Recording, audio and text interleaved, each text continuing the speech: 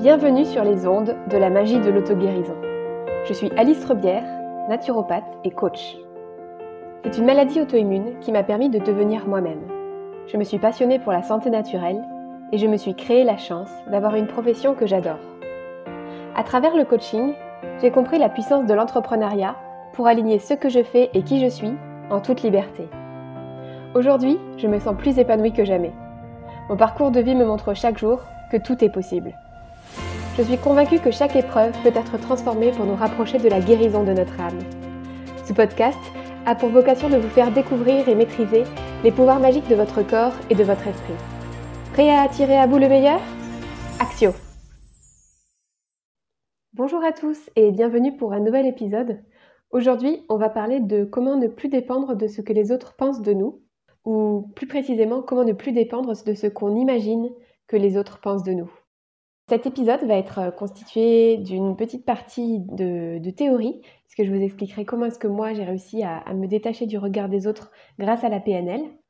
Et ensuite, on fera une petite partie pratique, donc je vous donnerai un exemple et je vous expliquerai comment est-ce qu'on peut transformer le regard qu'on porte sur les pensées des autres. Donc en général, le regard des autres, ça nous fait souffrir parce que c'est souvent associé à des pensées désagréables, à des ressentis et des jugements qui nous font nous sentir mal à l'aise. Je vais vous donner quelques exemples qui sont issus de situations que j'ai vécues dans le passé ou bien que mes clients ont vécues. Donc, premier exemple, je suis en fatigue chronique et je suis épuisée. Donc là, ce que je me dis, c'est que je suis épuisée et j'en peux plus et je fais que dormir. Mais je culpabilise parce que je suis en arrêt de travail et du coup, je devrais avoir du temps pour moi, pour me remettre, pour faire des choses. Et du coup, les gens vont penser que je suis une feignasse. Autre exemple. Je n'ose pas prendre la parole en public alors que j'ai des choses à dire. Je me dis que si jamais je parle, on va me juger ou bien les gens vont me trouver pas intéressante. Par exemple, ça, c'est des pensées que j'ai pu avoir au début quand je me suis lancée sur les réseaux sociaux ou bien dans des réunions aussi avec des collègues où j'osais pas prendre la parole par rapport à des sujets qui me tenaient à cœur. Parce que je me disais, on va penser que je suis ridicule. Moi, c'est des situations que j'ai réussi à dépasser ça grâce à la PNL et je vais vous expliquer comment. PNL, pour vous expliquer, ça veut dire programmation neuro-linguistique.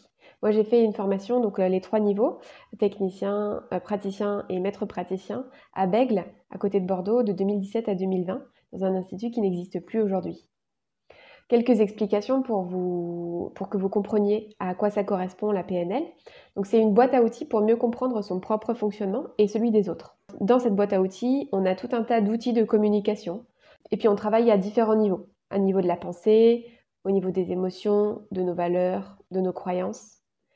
La PNL, en fait, c'est un peu comme un cousin de la communication non violente et de l'hypnose ericksonienne, parce que sur certains outils, il y a des choses qui sont vraiment très très proches.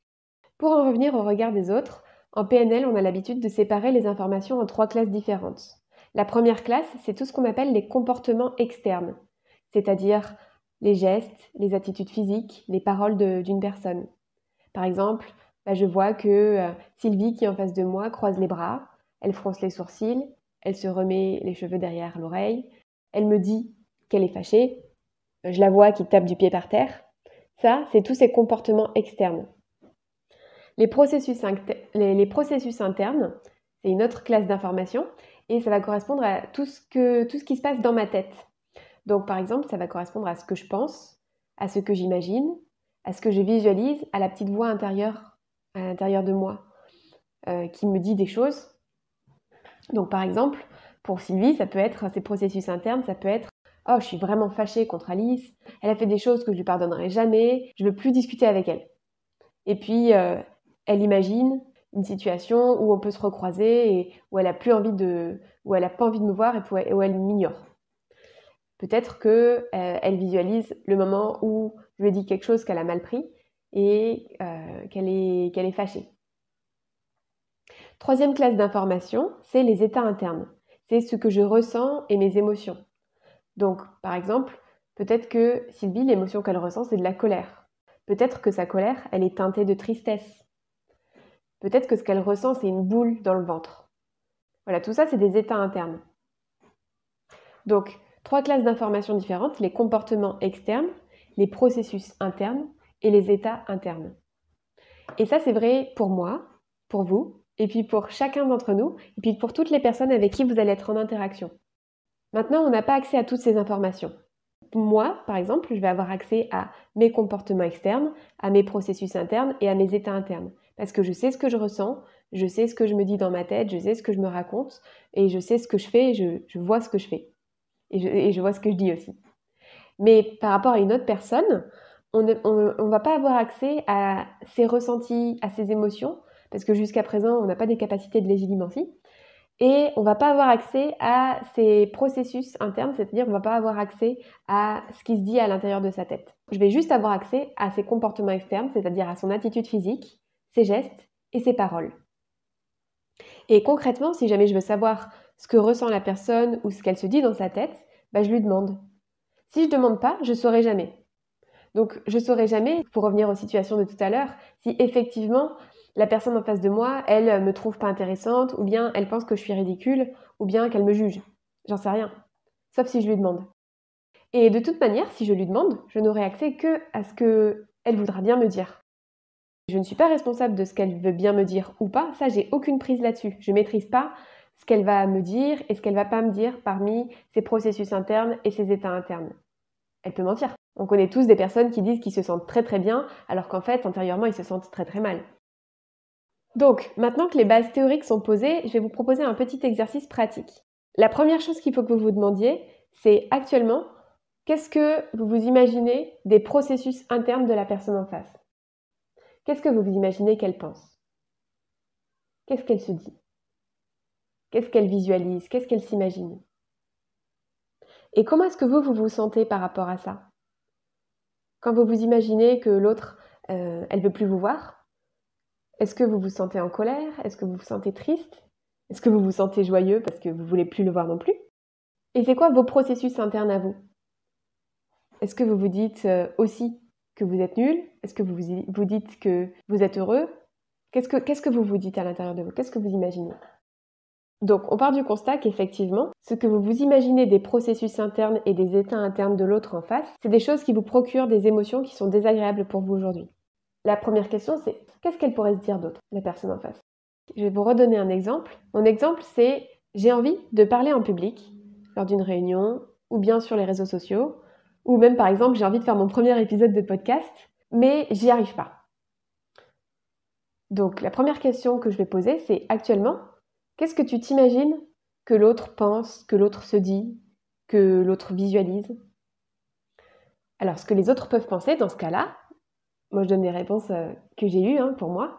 Ça peut être que, par exemple, que si jamais ils m'entendent parler sur les réseaux sociaux, faire des lives sur Instagram, peut-être qu'ils vont se dire que je suis ridicule. Et puis je pense qu'ils vont se dire, non mais pour qui elle se prend elle, on va me critiquer. Ils vont dire que je suis nulle. Quand j'imagine ça, je me sens timide, je me sens ridicule même, et j'ose pas en fait. J'ose pas partager ce que j'ai envie de dire. Qu'est-ce qu'ils pourraient se dire d'autre? Ils pourraient se dire que je fais mon intéressante. Et là, en fait, je me sens super mal parce que je me sens jugée et j'ai envie de me cacher et j'ai pas du tout envie de parler. L'objectif de l'exercice, c'est de trouver les autres choses que la personne en face pourrait se dire. Donc, qu'est-ce qu'il pourrait se dire d'autre par rapport au fait que je prenne la parole sur les réseaux sociaux ou lors d'une réunion en public? Les autres choses qu'il pourrait se dire, c'est par exemple « Waouh, mais comment elle fait? Elle a vachement confiance en elle. Oh, c'est impressionnant !» Alors là, je m'interroge sur qu'est-ce que je ressens à ce moment-là. Qu'est-ce que je ressens? En fait, là, quand je m'imagine que l'autre en face, il se dit « Waouh, mais comment elle fait? Elle a vachement confiance en elle. » En fait, là, je me sens presque vaniteuse. Donc ça me va pas. J'ai pas envie de me sentir vaniteuse. Qu'est-ce qui pourrait bien se dire d'autre? Il pourrait se dire ouais, elle a bien fait de dire ça, elle a raison, je suis d'accord avec elle. Là, je me sens soutenue. Donc c'est pas mal. Qu'est-ce qu'il pourrait se dire d'autre encore? Il pourrait se dire qu'il me trouve très courageuse et très impressionnante d'oser prendre la parole comme ça et qui m'admire. Et là, quand j'imagine ça, moi je trouve ça hyper valorisant de me dire que j'inspire quelqu'un en face. Ça me donne des ailes et ça me fait ressentir de la gratitude et ça me donne envie de continuer à encore plus prendre la parole. Donc finalement, comme je ne peux pas avoir accès à ce que l'autre pense, à ce que l'autre se dit ou à ce que l'autre ressent, je peux tout à fait m'imaginer ce que je veux en fait.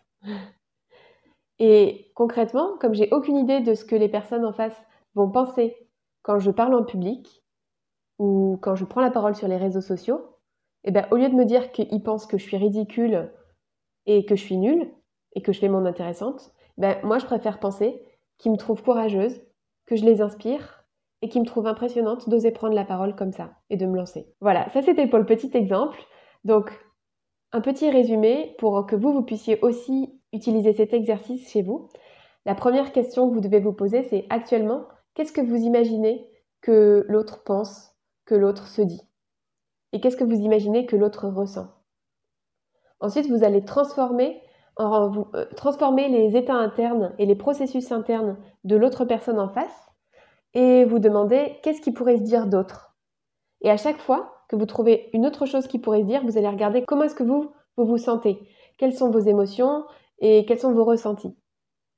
Et vous allez continuer comme ça, vous allez faire des itérations jusqu'à trouver un ressenti et des émotions qui vous conviennent à vous. Avec ce petit exercice, vous devriez réussir à observer ce que vous imaginez que les autres pensent de vous, réussir à transformer ce qu'ils pensent pour vous faire vous sentir bien et pour pouvoir vous permettre d'agir, qu'importe le regard de l'autre. J'espère que cet exercice vous aura plu. N'hésitez pas à me contacter par message sur les réseaux sociaux pour pouvoir échanger à ce sujet et pour savoir comment est-ce que vous le mettez en pratique dans votre quotidien. Je vous retrouve très bientôt pour un nouvel épisode et je vous souhaite une belle journée. Merci pour votre écoute. Alors, comment allez-vous libérer votre magie intérieure ? Si vous avez aimé ce podcast, pensez à le partager avec votre entourage pour participer à sa visibilité et à laisser un avis 5 étoiles sur la plateforme de votre choix. Vous pouvez aussi vous abonner pour être tenu au courant de la sortie du prochain épisode. À bientôt!